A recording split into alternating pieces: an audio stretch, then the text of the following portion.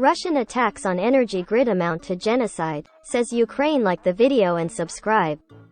We will continue to bring you hot news every day. Russia's attacks on Ukrainian energy infrastructure amount to genocide, a top Ukrainian official says. Strikes on key facilities targeted Inquat, the full Ukrainian nation Inquat, and were an effort to force Kyiv to surrender, the prosecutor general told the BBC.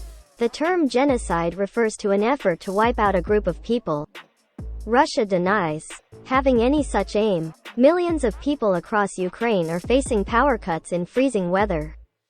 Following sustained Russian attacks, efforts are ongoing to reconnect homes cut off from electricity. Officials say Kherson has now been fully resupplied, following the city's recapture by Ukrainian troops earlier this month. But people in 14 regions and the capital Kyiv remain under usage restrictions, according to President Volodymyr Zelensky.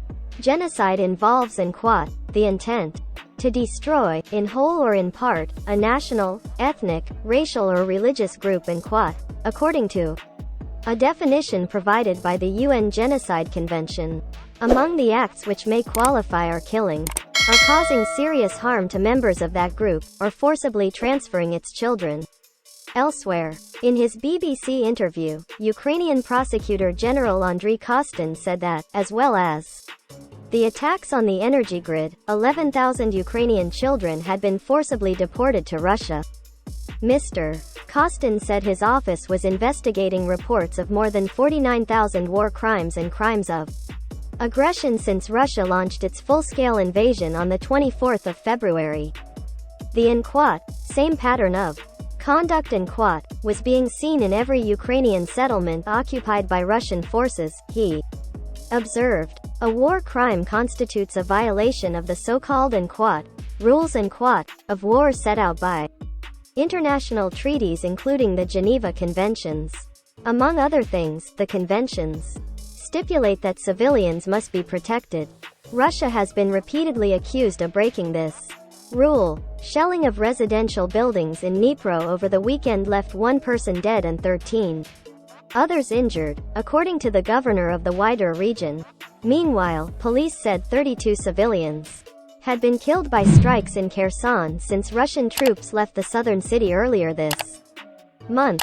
On Saturday, Ukraine marked the 90th anniversary of the Holodomor, a man-made famine that killed millions of people during Soviet rule.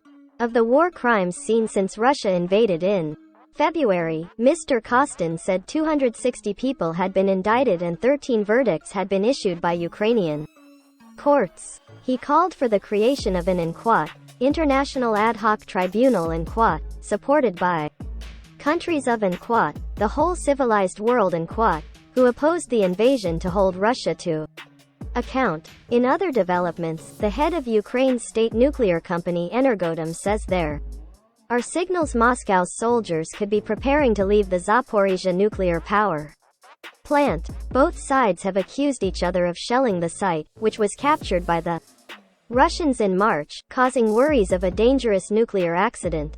But Petro Kotin cautioned that there was no evidence of any Russian departure yet. We hope the video was useful to you.